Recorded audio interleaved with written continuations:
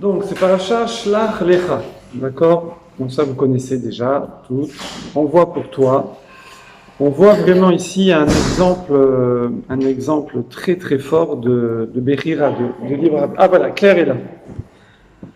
On voit un exemple ici très fort de Bechira, de libre arbitre, d'accord?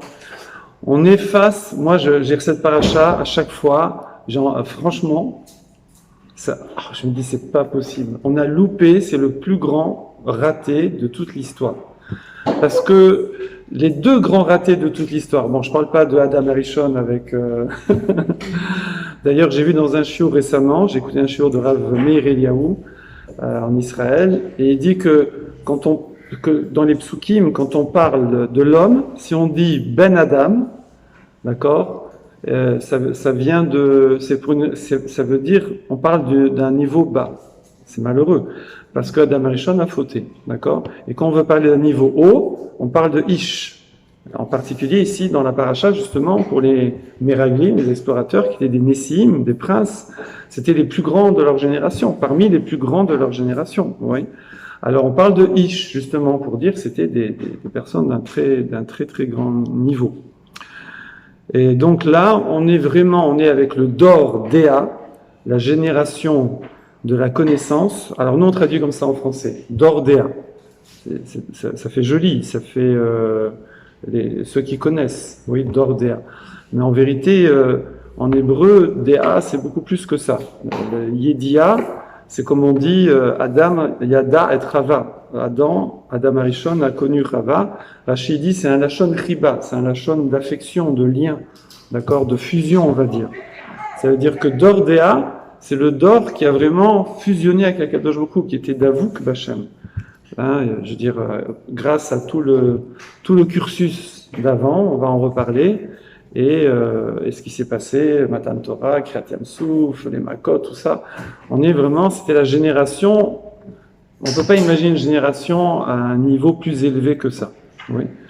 Et pourtant, et là normalement c'était quoi l'enjeu? C'était rentrer en Eretz Israël, et c'est fini. Moshe Rabbeinu, c'est le Mashiach, le Beth Amikdash est construit, il n'est pas détruit, c'est terminé, c'est le Tikkun d'Adam Arishon, et la vie est belle, voilà. Et donc on a raté ça. Alors c'est vrai que, comme je disais au début, les deux grands ratés, sans compter Adam Arishon, c'est, le premier grand raté c'est quoi? Avant les Meraglim. Le Vaudor, la faute du Vaudor, bravo, égal à Zahav. Mais le égal à Zahav, c'est un peu plus... C'est plus soft, si je puis dire. Pourquoi? Parce que c'est le Erev Rav qui a fauté, et la faute, elle n'est pas très claire. Bon, on a fait des shiurim là-dessus, c'est beaucoup plus diffus. Et aussi dans la Gemara, c'est marqué plus ou moins qu'il y a eu un petit peu un cas de force majeure pour montrer qu'on peut faire teshuva. Et en plus, on était arrivé à ce niveau d'Adam Arishon avant la faute, en Matan Torah, mais boosté par Hachem. Donc c'était... Bon, de toute façon, ça allait pas passer. Je veux dire, on était trop...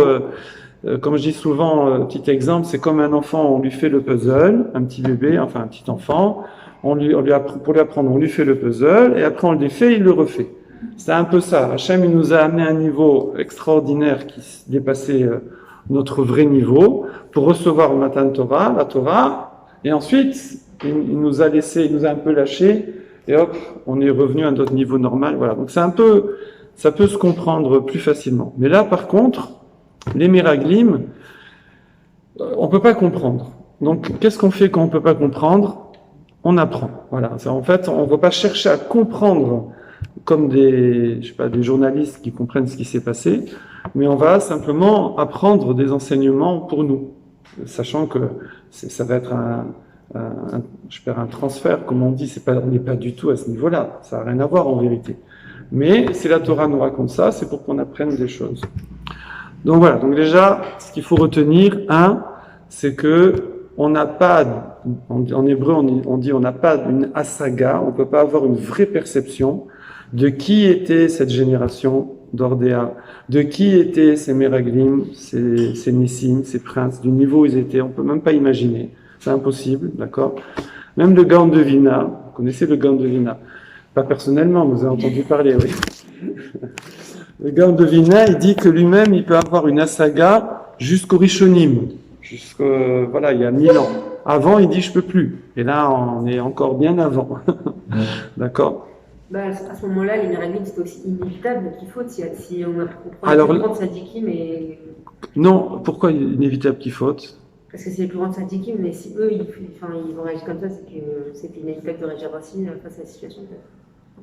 Alors, voilà, nous on va pas comprendre, mais on va quand même voir que non, c'était pas obligé qu'il faute. C'est pas, normalement ça passait. Normalement ça passait très bien. Il y avait rien à faire même. Justement ça le problème, c'est qu'il y avait rien à faire. On va voir. Il y avait rien à faire et ils ont fait quelque chose.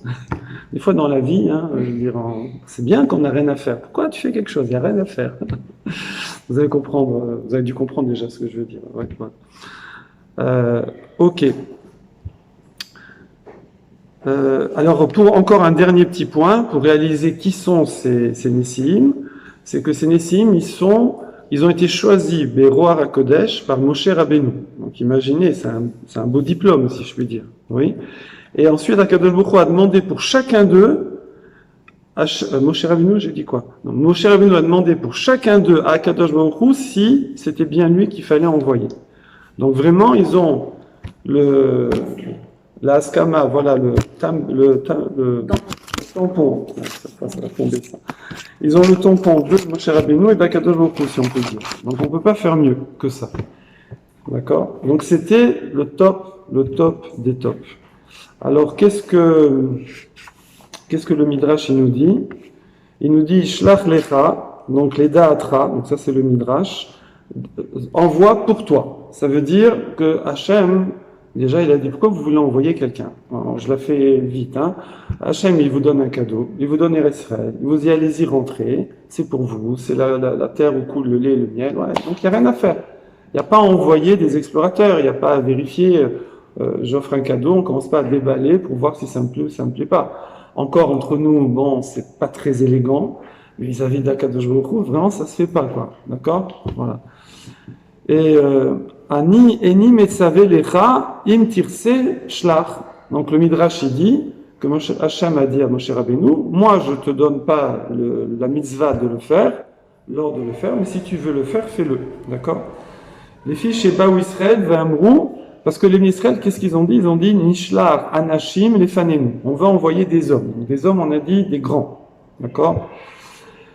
Comme Hachem comme c'est marqué, on prend un pasouk, voilà. Et Moshe Rabbeinu Nimlat, il a demandé conseil à la Shrina, Kadosh Baruch Hu, et Moshe Rabbeinu, il a dit comme ça, Amarti lahem sheitova. Moi, je leur ai dit que la terre, elle était bonne. Allez etrem me'oni Mitzraïm, fais-les monter de la pauvreté d'Égypte, et quand même, eux, ils veulent vérifier. Donc Hachem, il dit, moi, j'aurais dit que la terre est bonne, Moshe Rabbeinu, donc, a transmis, et eux, ils veulent quand même voir est-ce qu'elle est bonne. Oui. Alors, Chayem, alors voilà, c'est ça le point du Midrash qu'on voit ce soir, parce que on peut parler pendant un mois sur cette paracha, minimum. Ouais.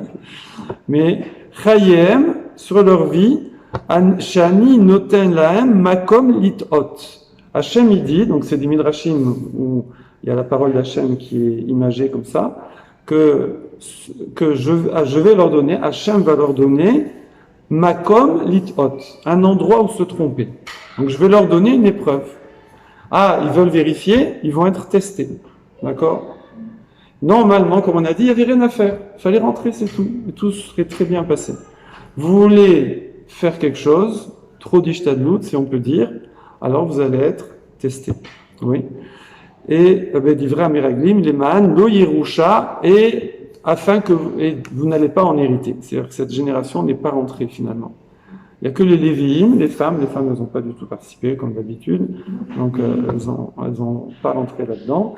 Et les Lévi'im et quelques tzadikim, eux ils sont rentrés, et tous les autres ils sont morts dans le désert. Chaque année, 15 000 morts, 15 000, à Tisha B'Av, tous les ans. Ils creusaient, tout le monde creusait, et ils dormaient ils ont accepté, c'est beau aussi ça, hein, si on peut dire. Hein. Ils dormaient dans le trou, et le lendemain, on enterrait 15 000 et ils repartaient. D'accord? Et comme ça tous les ans. Sauf la dernière année. Comment? Ils creusaient leur propre trou. Exactement, voilà. Voilà. Alors il y a une raison il y a une raison officielle, mais c'est pas le sujet de ce soir. Il y a une raison officielle, c'est qu'ils ont dit que Akadosh Baruch Hu a promis qu'ils vont avoir une terre, alors pas seulement où coule le lait et le miel, mais il y a aussi où il y aura des trésors. Tous les trésors des peuples, des Émorim, des peuples qui habitaient là-bas en Erez, eh bien, ils vont être récupérés par les Israël. Et donc, la ta'ana, l'argument pour envoyer des explorateurs, c'était, on veut aller voir où, évidemment, ils vont savoir qu'on arrive, hein, je dirais pas, il n'y avait pas France Presse, là, mais les choses se savaient parce que, toujours, nous, on dit Bamidbar, dans le désert. Alors, on imagine le Sahara. Oui, avec du sable, comme ça, des dunes, oui.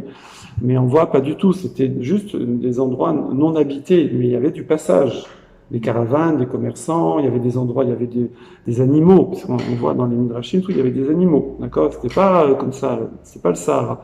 C'était plus, imaginez comment on appelle ça, en Afrique, vous voyez, la brousse, voilà, la brousse. Pas l'Amazonie, hein, voilà, un peu safari, comme ça, la brousse avec les girafes, les trucs, voilà. Donc il n'y a personne qui habite, mais des fois il y avait des oasis, il y avait des fois. Donc, pourquoi on disait ça déjà? Bamidbar, dans le désert, oui, quoi, hein? J'ai perdu le fil. On m'a dit qu'il n'y a que les femmes et les légumes qui n'ont pas fauté. Oui, et après, je suis parti sur autre chose. Hachem, il leur avait dit que la terre était bonne et malgré eux, ils ont voulu. Ah, voilà, donc donc ça, forcément, ça se savait. D'accord? On voit par exemple que les nations, ils chassaient le gibier qui avait bu l'eau qui provenait de la fonte de la manne.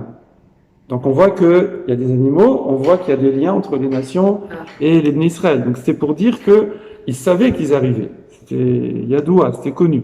Oui. Donc forcément, qu'est-ce qui allait se passer? Sachant que 3 ou 4 millions de personnes arrivent, c'est beaucoup pour l'époque, hein, c'est beaucoup. Hein. Donc imaginez, c'est presque peut-être Paris intramuros. Paris intramuros arrive, oui. C'est un pays avec un dieu, si je puis dire, qui a mis la première puissance mondiale, l'Égypte, par terre. Mais alors bien comme il faut, hein, les 10 plaies, où la mer, elle s'est ouverte pour eux, tout le monde l'a su ça aussi, dans le monde entier, parce que partout ça s'est ouvert, et l'armée, l'élite, la plus grande armée, l'élite de la plus grande armée a été noyée, et eux ils arrivent à la frontière, donc ça va pas se passer bien normalement. Donc qu'est-ce qu'ils vont faire? Ils vont cacher les trésors. Ils vont cacher les trésors, et qu'est-ce qui va se passer? Nous on va arriver, on va conquérir le pays, et puis, on va pas trouver les trésors. Et donc, la promesse d'Hachem ne va pas se réaliser, et ça va faire un chilul Hachem. Ça va faire une profanation du nom d'Hachem, parce qu'Hachem a promis quelque chose, et ça s'est pas fait. Voilà l'argument pour envoyer des miraglim, des explorateurs, pour aller voir, avant qu'ils cachent où ils cachent. Vous allez me dire, ils vont pas regarder chaque personne, mais bon, c'est comme ça dans la vie, tout le monde fait pareil. Hein, donc, donc si on voit que c'est dans les cheminées, bon, ben, ce sera dans les cheminées. Et donc, comme ça, on pourra dire où est-ce qu'ils cachent leur trésor, c'est quoi leur manite cachée, oui, dans ce pays-là. Et comme ça, on pourra trouver les trésors, comme ça, il n'y aura pas de trouver la chaîne. Ça vous paraît bien comme argument ou pas? Mais pourquoi ils ont besoin de repérer en avance? Comment? Pourquoi ils ont besoin de repérer où ils cachent les trésors en avance? Parce qu'ils ont peur que s'ils arrivent, s'ils ne savent pas du tout où ils cachent, qu'ils ne les trouvent pas. D'accord? Et ça vous paraît bien comme argument? Comment des gens avec un si haut niveau oui. ont pu tomber dans un tel manque de Hébouna? Oui. C'est étrange. Oui, alors, voilà, non, puis même, ça a l'air un truc de gamin entre nous, je veux dire, c'est vraiment, on va aller voir, alors c'est très bizarre. Alors que cette génération dit ça, on comprend pas, nous, alors que nous, on est des fourmis à côté d'eux, d'accord? Mais nous, on comprend pas. Mais alors que Moshe Rabbeinu ait accepté ça, je veux dire qu'il n'est pas vu, non mais vous vous moquez de moi ou quoi? Je veux dire, je le dis en simple, hein, mais ce que je dis c'est dans les cartons, hein, c'est pas.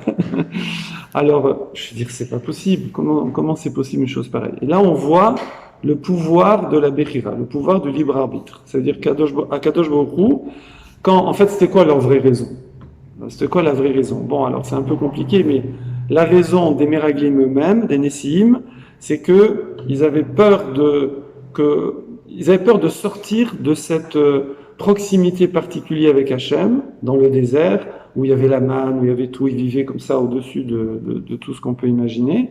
Et donc forcément, on va rentrer dans un nouveau système, donc on va avoir une nouvelle direction.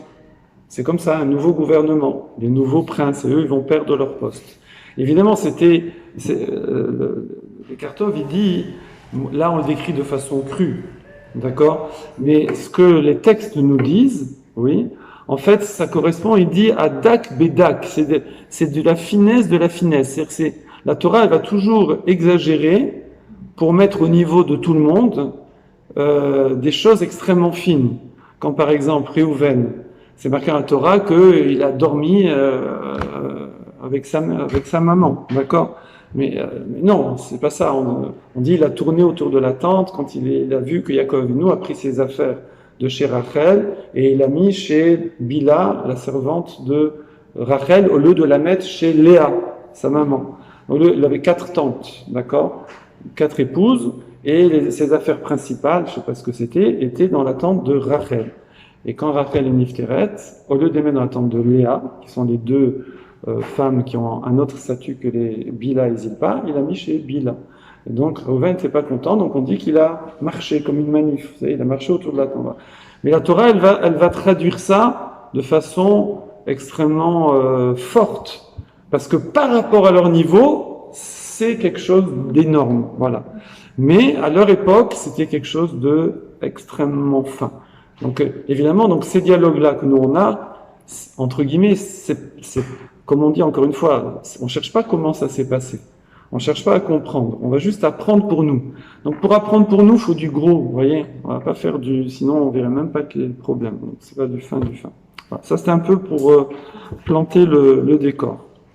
Donc là, en tout cas, on voit qu'on a vraiment un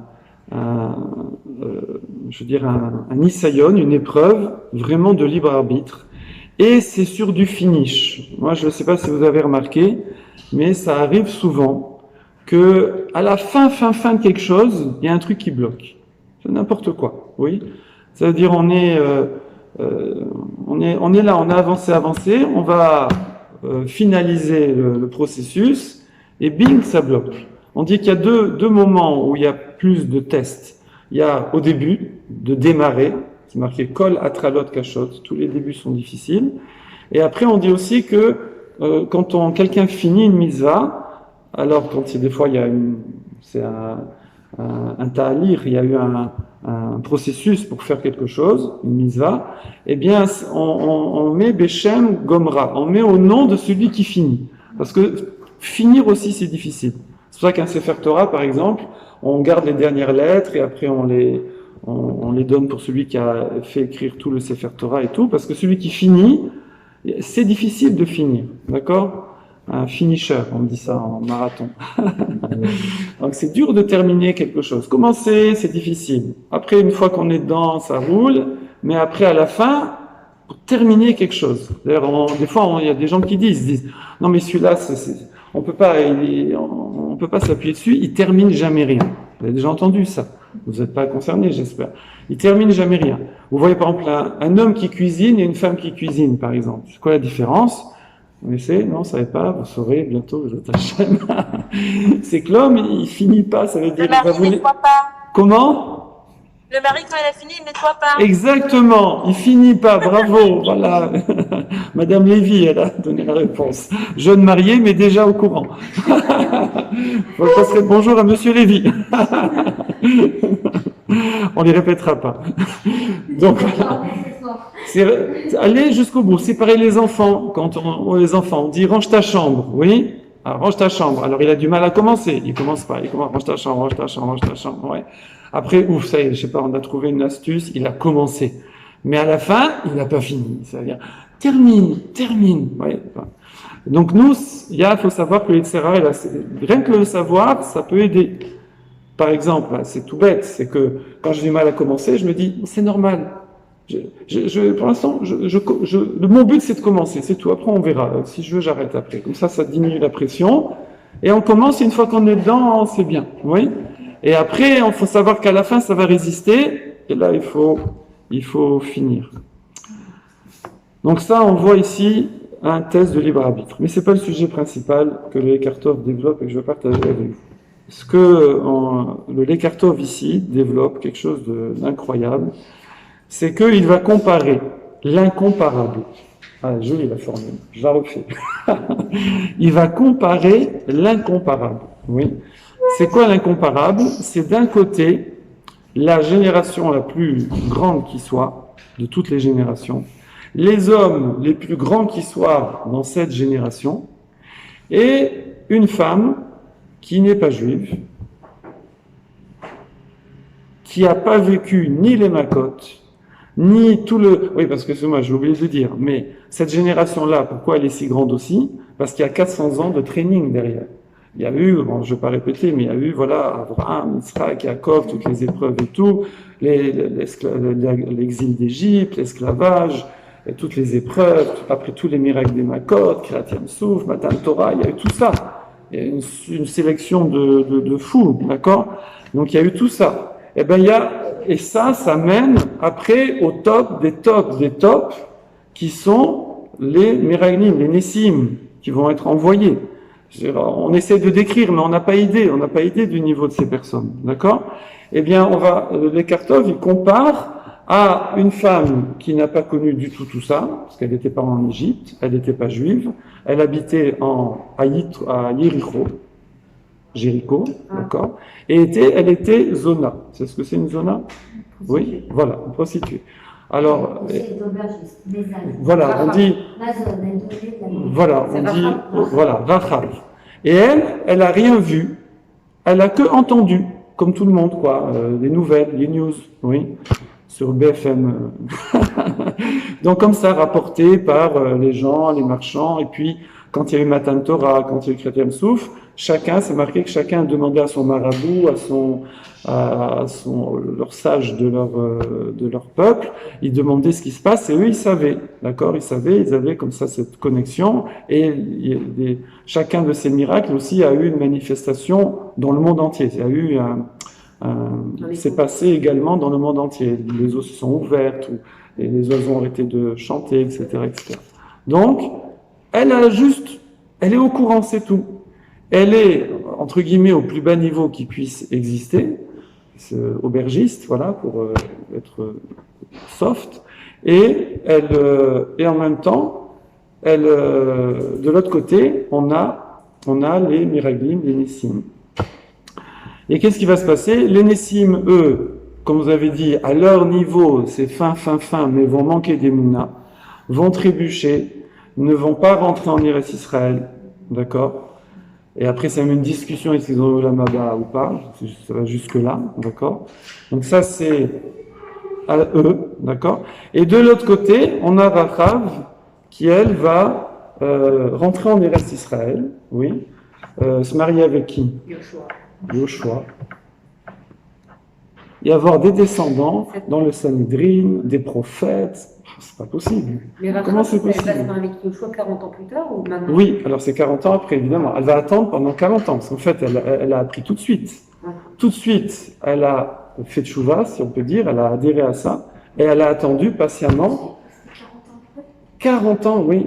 Enfin, 39 ans et 8 mois, si vous voulez, mais elle a 39 ans, elle a attendu 40 ans qu'enfin ils arrivent, oui. En plus, nous on sait que c'est 40 ans, mais quand vous attendez 40 ans, vous savez pas c'est combien. La personne, elle sait pas c'est combien. C'est comme, des fois, des jeunes filles ou des garçons, ils attendent pour se marier, on sait ce que c'est. Moi aussi, j'ai attendu pour me marier, c'est un gros stress. Si encore on nous disait, c'est là, je veux dire, bon, on sait qu'on va attendre une semaine, 2 semaines, je sais pas. Bon, 1 an, 2 ans, ça, mais le problème c'est qu'on sait pas, qu'on attend, on sait pas, puis on a l'impression que ça, on a peur que ça arrive pas, quoi. Et elle, je veux dire, ils vont arriver ou pas? Puis ça, et après, ça n'a pas été facile. Il y a eu beaucoup de choses. Là, on voit, par exemple, ils ont été, ça a échoué, ils sont repartis. Et donc, ici, qu'est-ce que le Lekartov, il veut tirer de ça? Il veut tirer que, évidemment, si on compare leur niveau absolu, comme ça il dit le niveau des Meraglim, c'est la Gdusha, de la Gdusha c'est un niveau qu'on n'a pas idée, Et c'est à des années-lumière du niveau de Rachav. Ok? Mais, il donne une image. Il dit, qu'est-ce que vous préférez? Si on peut dire. Alors, en fait, voilà, il y a des rabbinim qui donnaient ça comme exemple. Il dit, il y a un ex-riche, mais la roue de la chance a tourné. Et il n'y a plus rien qui marche, oui. Est-ce que vous allez faire affaire avec lui? Est-ce que vous allez vous associer avec lui? Ou avec un ex-pauvre qui, lui, tout lui réussit en ce moment? Avec qui vous allez vous associer pour faire monter, je sais pas, un cabinet, une association? Ah oui? Ah, peut-être. Alors ça, je ne savais pas. Donc, Nahar, on voit là-bas, c'est péjoratif. Ah oui, alors qu'il avait 30 ans, je crois. 37 ans. Bravo. Parce qu'il est balalia. Parce que? Parce qu'il est en alia. Ah, parce qu'il est en alia, voilà. Donc en fait, des fois c'est péjoratif, ou là, c'est un shvar, oui. En fait, en fait, il y a deux notions. Il y a l'expérience et, comme vous diriez, vous, la fraîcheur. Il est frais, oui. Donc il y a l'expérience et la fraîcheur. Alors c'est sûr que l'expérience, la connaissance, eh ben, ça a plus de valeur entre guillemets. Mais si c'est une expérience qui va dans un chemin descendant, ben, on va préférer la fraîcheur. D'accord? C'est pareil au niveau professionnel. Des fois, dans les entreprises, on va préférer un jeune homme, une jeune femme qui est moins expérimentée, qui a moins de... D'abord, on la paye moins, mais ça, c'est pas assez en passant. C'est pour ça que... Voilà, mais des fois, moi, dans des professions, moi, je vois, voilà, je sais pas, des fois, les gens, c'est très dur. Il faut savoir combien de personnes elles ont, par exemple, elles ont fait des études difficiles, genre prépa ou genre n'importe quelle étude où on se met à fond, etc. Après, ils commencent à s'installer professionnellement, ou ils prennent un premier job, et ils travaillent. Bon, j'ai pas dit qu'il faut passer son temps à travailler, hein, je veux dire, on vit pas pour travailler, on travaille juste pour la parnassa. Mais bon, je parle en général. Les gens sont prêts à faire des gros efforts comme ça pendant 4, 5 ans, 6 ans, 10 ans. On voit des gens des fois qui arrivent genre agrégation, doctorat, machin et tout. Et après, moi j'ai vu dans la recherche par exemple, il y a des gens comme ça, ils sont arrivés à des très hauts niveaux dans leur domaine. Et après, on avait une expression, il y en a, c'est ce qui s'était passé, d'où l'expression, dans le labo où j'étais, il a mis une plante verte sur son bureau. Quand quelqu'un il commence à mettre une plante verte sur son bureau, ça il commence à... c'est qu'il lève le pied, vous voyez, il commence à mettre des photos, il commence à des cartes postales de paysages, des plantes vertes, il y a souvent un petit café sur la truc, faut pas trop le déranger, voilà, la France, oui. Voilà, donc là, ça y est, il commence à lever le pied, et le patron il voit que, hop, on a quelqu'un à pavé comme ça qui est un grand entrepreneur. Et une fois, il nous avait fait des formations pédagogiques dans l'école. Je dis pas qui c'est, Madame Kissous elle a compris qui c'est. Et une fois, il nous avait dit que lui, il avait donc des commerciaux pour son entreprise. Et il a dit, moi, je veux dire, jusqu'à un certain âge, après c'est fini, je prends pas. Il dit, mais une fois, j'ai eu deux vieux, des tueurs, d'accord? Et ils ont continué tout. Ils faisaient encore plus de clients que les autres. Ils allaient en métro. Les autres, c'est la voiture, la berline, les embouteillages. On voit un le matin, on voit l'après-midi. Eux, ils allaient en métro pour en faire plus, alors qu'ils étaient âgés et tout. Bon, voilà. En général, c'est comme ça. On a plus d'ambition qu'on est jeune. Voilà, c'est ça. On n'est pas blasé. Ouais. Alors ça, c'est vraiment une leçon pour la vie. C'est d'arriver à garder tout le temps cette fraîcheur. C'est pour ça qu'on dit un Talmid Chacham, on dit pas un professeur chez nous, c'est un Talmid Chacham. Le Klal Israël est comparé à un art, à un jeune homme. Et il faut arriver tout en avançant en âge, en avançant dans les niveaux où on monte, à continuer toujours à garder cette fraîcheur, cette envie de progresser, de s'élever, d'apprendre de nouveau, parce que tout dépend de la Siyata Dishmaya. C'est pas juste parce que là, on pourrait dire d'accord. Qu'est-ce qu'on a appris? Que si tu te bouges, t'avances. Elle est belle la phrase. Plus tu te bouges, t'avances. Et quand t'es vieux, tu te bouges moins, tu recules. Oui. C'est plus que ça. C'est pas que ça. C'est que tout dépend de la Siyata Dishmaya, de l'aide du ciel. Et quand quelqu'un il se bouge, alors il a beaucoup de Siyata d'Ishmaïa. Et quand quelqu'un, Chas v'Shalom, il se laisse aller, il a des tests. D'accord? Et là, on voit, même s'il était à un très haut niveau, et ben là, il risque de tomber parce que les choses deviennent plus difficiles. Donc c'est un cercle vicieux, parce que non seulement il est fatigué, mais en plus c'est plus difficile. Donc forcément, ça va pas aller mieux. Voilà, je crois que j'ai à peu près dit tout ce que je voulais partager avec vous. Ouais. Juste un petit point, parce que là, ce sera l'an prochain dans la paracha.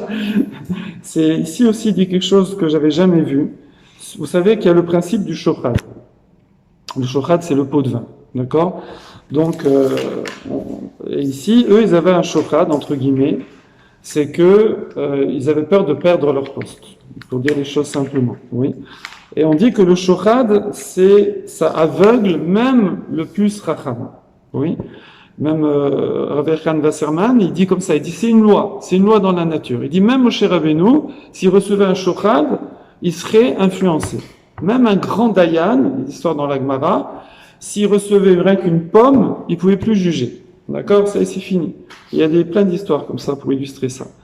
Alors là, il pose une question extraordinaire que moi je m'étais posée, je l'avais jamais vue. Certainement, elle va vous plaire la question. Alors, on peut jamais savoir c'est quoi le émet dans la vie. Parce qu'il y a toujours un shochad, il y a toujours ce qu'on appelle une négiout.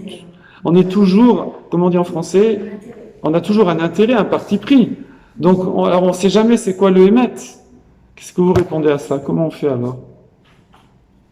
On va dire non, moi, ça ne m'influence pas. C'est pas possible. On est toujours influencé par le shochad. Je vais accepter. Comment? Je vais accepter. Il faut les accepter. Alors, On dit un regard extérieur. comment? On va avoir un regard extérieur. Ouais, ça c'est pas mal. Alors, effectivement, des fois il y a des rabbinim, ils disent écoute, moi, dis-moi ce que je dois faire parce que moi, si je le fais, je vais être influencé. Ou des fois, par exemple, on se dit tiens, je fais ça ou je fais pas ça. Tiens, qu'est-ce que je répondrais si mon fils ou mon gendre il me demandait? Alors je vais dire non, fais pas ça. Ah, pourquoi toi tu le fais? D'accord? Souvent pour ses enfants, on est plus, ou sa fille. Hein, Alors lui, il dit comme ça les cartons, je finis avec ça. Il dit Atchouvaï, c'est quoi la réponse? Shen anegia mechase les gamre et taemet. La negia, le parti pris, ne couvre jamais totalement la vérité. D'accord? Ça laisse les pieds dépasser, ça couvre pas tout. C'est une image. Hein. Il dit même après que l'homme il soit séduit par la négia, qu'il soit détourné par la négia, par l'intérêt, eh bien, en vérité, il reste toujours une possibilité de trouver le émet. Après, dans la halakha, on compte pas dessus. C'est-à-dire le juge qui a reçu quelque chose, il peut plus juger, etc. Mais sinon, plus personne ne pourrait rien faire. Hein. On ne pourrait plus avoir confiance en qui que ce soit, ni rien du tout. Il dit, il faut savoir que Akadosh Baruch Hu, il a pas permis, voilà, c'est marqué, Mechesde Aboré Idbarar, c'est du chesed d'Hachem, que chez l'Onatan, les Yetzer, Reshut, les Chassot et Amet, les Gamre. Hachem n'a pas donné la possibilité au shochad, à la négiout, au parti pris, de cacher complètement le émet. Si quelqu'un y veut, il peut toujours le trouver. C'est pour ça que c'était pas obligé qu'il faute non plus. Eux, ils avaient une négiout, mais ils auraient pu trouver. Ils auraient pu quand même voir le émet et réussir. Et d'ailleurs, des fois, c'est ce qu'on fait après la bêtise. Après la bêtise, on dit ah bah oui, c'était clair, oui. Mais c'est après la bêtise. Et avant, on croyait que c'était bien. Bon, voilà ce que je vais partager avec vous.